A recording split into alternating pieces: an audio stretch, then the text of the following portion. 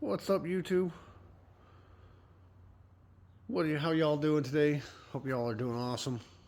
Nice cold morning today, but I got to get this here van done so we can take it on a little trip. Hey, it's 2011 Dodge Grand Caravan. I've got this van has starred in several of my videos. So I did the camshafts, the engine a little bit ago. Today we're doing front end. I just changed the brakes. Did a video on that. Put a link below to show you how to do that if you don't know how to do that. But I've already got tire off, up on a jack stand, tire chock. Remember, safety first. You know, set your e-brake, use jack stands, have a tire chock, you know, just safety precautions. But anyway, today what we're going to be doing, we're going to be changing out the front wheel bearing. And we're going to be doing the lower control arm because it's got a shot bushing down in there. And we're going to do the outer tie rod, and we're going to do this here sway bar link. The sway bar links were rattling around, making some noise. So that's what we're going to be doing today.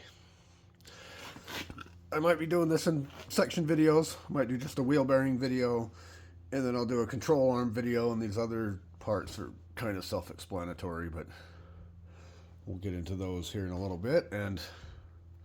But first we're going to be doing, so this video will be wheel bearing. We're going to be changing out the wheel bearing here. So I'll show you how to do that.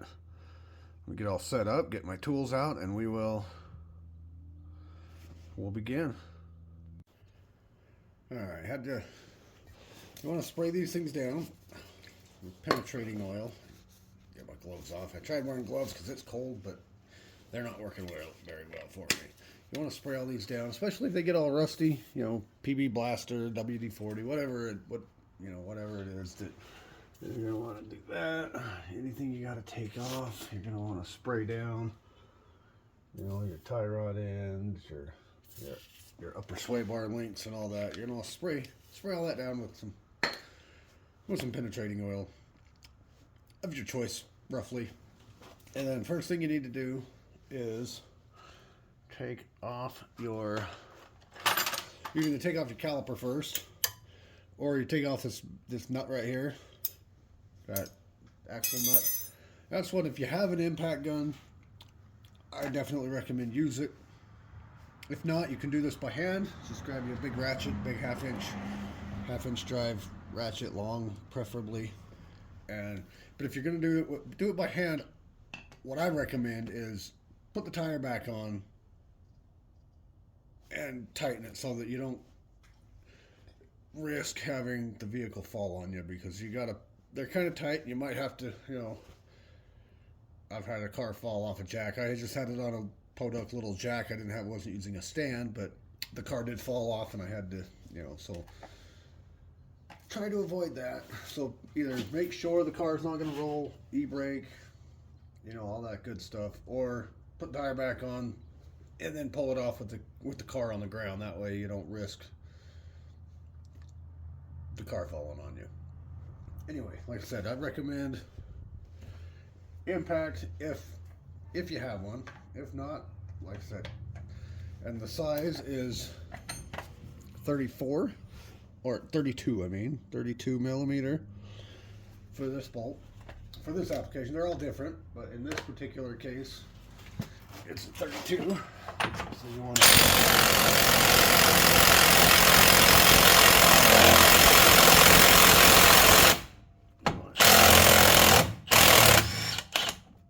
and make sure that moves inside your axle.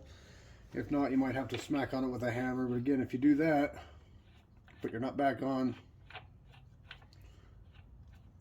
screwed on most of the way.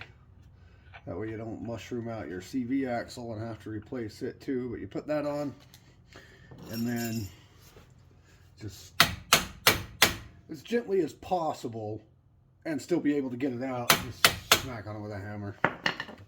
Sometimes you have to give it a little bit of a whack, but in this case it came right out. Most of them should just slide right out, but some of them get stuck in there. You gotta kind of keep a feel out for that. So it's a big axle nut. And then keep that. You're going to have to reuse it.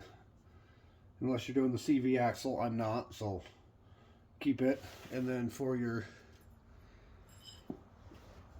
caliper, you can either do it one of two ways. You can take the caliper off and the bracket off in two pieces, or you can just take the whole caliper off. If you're not doing brakes, just pull that whole caliper off. If you're going to be doing brakes, then you pull the caliper and the bracket. But in this case, I'll just take off the whole caliper altogether, and that is size 21. Use your long ratchet again, and make sure that's off. And then these ones do take a little bit of steam to get off, or can, you know, because these are kind of tight. You know, they don't hold the car together, but they definitely help you stop your car when needed. Oops, I put a little bit of force. They're not like horrible. And again, you can use an impact on these if you have one. I'm going to use an impact as little as possible, just for the sake of. Oh, I don't know. My hands are cold. I might have to go to impact because it's so cold out here. I don't know what the temperature is exactly, but I know it's cold. Trying to get this done as early as possible. Oh, that's going onward. We need to go offward.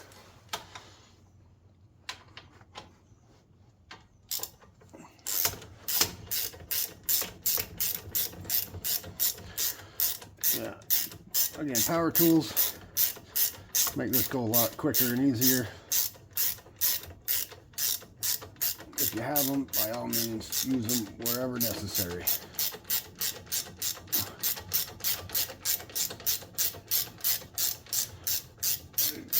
Long bolt,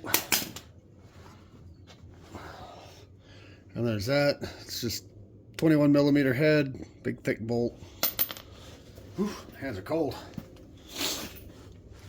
I should be wearing gloves, but can't really work the camera very good when I'm wearing gloves. For some reason, I don't have the right kind of gloves for that.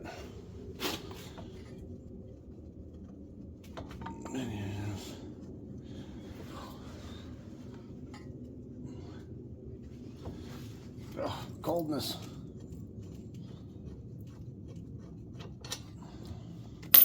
I take that back. I'm probably going to be using power tools, but you could do this without, just for sake of hurrying up with the video and freezing my hand so I can get back inside.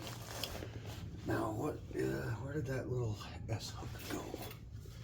Right here. And you're going to want one of these. It's just a little S hook. You can get these at the dollar store, online, Amazon, wherever. I'll link, like I said, I'll link everything below, so you've got everything you need. But you want to hang this so that it don't fall. Just hang it off the strut there, so it's out of your way. Just hang it there off the strut. Okay, and there's that. Then you pull your rotor off, and there's your bearing. Let me grab this camera here real quick. There's your bearing. You've got, you know, like I said, make sure that's loose, and then you've got 4 15 millimeter bolts back here with a 15 millimeter head. Back right here. You got one here. You got one on each corner. You can kind of see them from here. And it should come off. You might have to smack it with a hammer a few times to get it to break free. You do have to take this off to get your cord out of there, and then just your cord followed up, unplug it. Pretty simple. Don't necessarily think you need to watch me undo those, but there's just 4 bolts. Like I said, just grab a 15 millimeter wrench. That's an 18. And here is, there's a 14. Where's my 15 go? Here's my 15 right here. Yeah, you just, you know, they're not super duper tight. You just pull those off, pull those 4 out.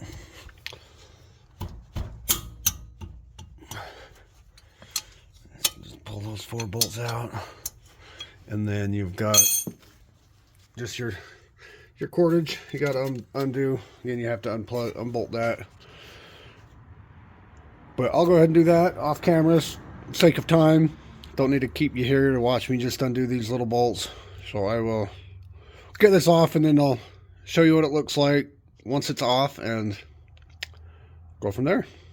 Okay, I'm also removing this tie rod end and I'm replacing it, so I've loosened up this little jam nut back here. If you're not replacing it, don't mess with that. Just pull this nut off. It's an 18 millimeter. And then you just smack on it like right up in here with a hammer and that'll come off. I've already got it loose. I smack on the top because I'm changing it. So if you don't smack on the top of it like this, if you're replacing it, because you don't want to mushroom that out and not get a nut back on it. But since I'm changing this out anyway, and then if you are changing it out, you just loosen up that jam nut, then knock it out, and then it just, most of them just twist off pretty easy. Count your threads and all that good stuff so that you can get it back on the same way. And then you're going to need to get it aligned after this. Just doing a bearing though, you don't have to. But anyway, taking that off helps you get it to where you can turn it easier to get to these ones, and then turn it back over here to get to those ones. It just helps out quite a bit. So you don't have to do that. You can turn the steering wheel. You could even leave that on, like I said, and just turn the steering wheel back and forth, whichever direction you're going. But that's it. You just pull these little, they just pop in and out of this clip. And then there's a little clip up top in the fender well. Just follow the cord up, you'll see the clip. It has one of those little red clip lock thingies that you have to pull off that are dumb, that very rarely go back in very easily. But anyway, then you got those 4 nuts, so I just want to come on, let you know I was removing that tie rod end and why. You don't have to, but I did for reasons. Anyway, I will be right back. Alright, so the bolts are out. Like I said, sometimes you just gotta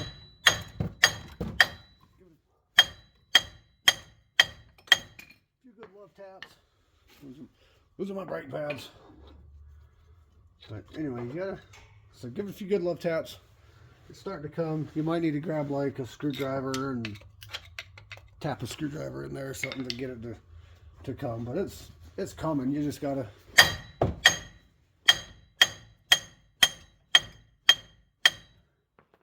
give it some good wax back and forth on that side. Tap it back on this side.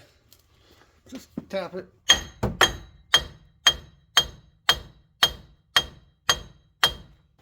Until it starts to come. It's starting to move. Like I said, sometimes you gotta grab like a punch or a chisel or a little small pry bar or something to get up in there once it starts to move.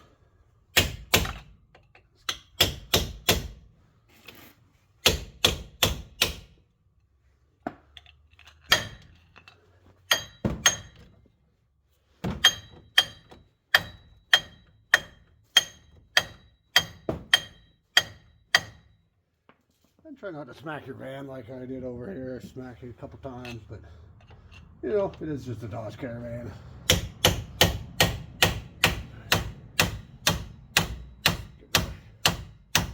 that a few whacks. Sometimes they get stuck in there. You gotta just kind of smack them out like so. Anyway, just keep working on that. Smack it back and forth till you get it. It'll come. Just keep doing that, and then I'll be right back. Alright, so that's out. This is what the bearing looks like once you get it out. So it's got those 4 holes right there. It does get pretty corroded in there. May not hurt to throw some anti-seize up in there when you're putting it back in, if you've got it.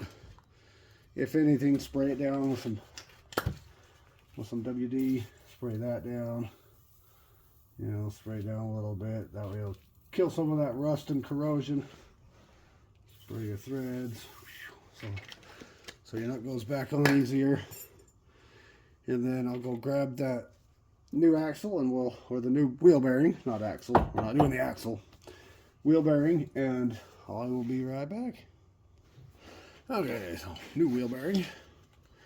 Again, I'll leave links to all this stuff down below so that you've got, even the wheel bearings, I'll leave links to that so you know you get the right wheel bearings and all that good stuff. And then we just pop that on there.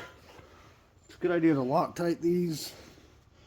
I don't know if I can find my Loctite, but it's a good idea to Loctite them. You don't have to. You can obviously see there probably wasn't any Loctite on them before. Maybe, but it's not 100% necessary as long as you get them plenty tight. You just put these back in like so. I usually start them all. Make sure they're all started before I start gripping them all down. That way I know that way I know it's going to go in right. And you might need to like jiggle it around a little bit to get them to start. Just start them a few threads. Oh, at least like one top and the opposite lower. You know, I get this top, this lower, at least those two, but I usually start all four just because, well, because I can. And it just makes it just that much easier to make sure you got them all in there correctly. Sometimes it's hard to move it it's hard to jiggle it around with the wheel turned. Just start them a few threads. Start them a few threads. Sorry if I'm in your way and you can't even see what I'm doing, but just start each one of them a few threads and then tighten them up. I'm not going to show you how to tighten it up. I'm sure you can figure out how to tighten them. Just get them nice and tight, you know, pretty much as tight as you can, you know, without like, obviously not so tight that you break them, but as tight as you can. Get them as tight as you can, and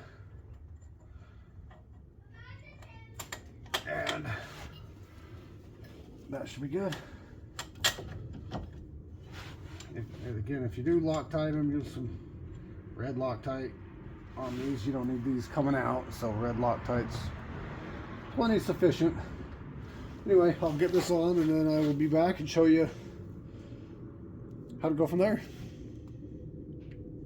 Okay, got the bolts all tight, and then from here, basically, this big nut, I usually will hand torque that just because I've been taught to hand torque them. Best way to do that is put your brakes all back together, and then you wedge a screwdriver between in the caliper and in one of these little holes in your rotor, and that will kind of hold it from moving on you. Or I guess even in this case, I've got the car on the ground on the other side, so I could actually do that.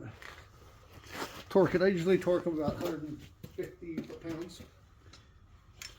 With the car on the ground, the tire's not going to turn on me, so I can do that.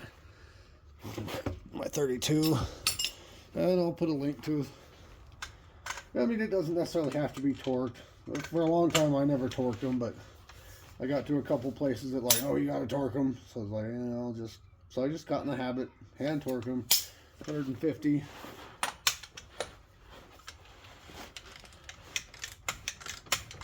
But if you want, like I said, the other way, I'm going to impact it on at least to get it snug in.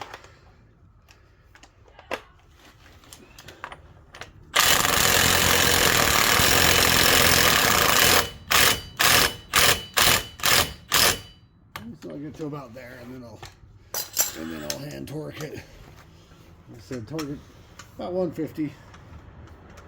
I don't know, they all have a spec. If you want to go the exact, then you know you can go and find out what the actual torque is on it. But let's go about 150 on all of them. That's not like too tight, but it's probably tight enough. So just torque that till it clicks. One more down until it clicks. And that's your wheel bearing. And then basically we run this up here like so. That back in and that back in, at least those two. And then you'll run these up into that one, which is kind of blocked by the caliper at the moment. But for now, just go to there, and then you can put your little backing plate back on. Your little plate back here. I'm not going to go that far because I'm going to continue on with this control arm, and this kind of gets in the way of the lower ball joint. So I'm going to leave this off. So I think I'll leave you here for now on the wheel bearing. Going back together from here should be pretty easy. Backing plate, rotor, caliper, boom, you're good to go. Make sure you get the caliper bolts tight. Loctite them, at least with some blue Loctite. You know the drill. Anyway, thanks for watching. If you want to continue on, I'll leave links to all the other videos I've done on this thing. So just, if you want to continue on, I'll see you in the next one. Thanks for watching. Please hit that subscribe and like and share and comment. You know the YouTube stuff. Appreciate y'all. Have a good one.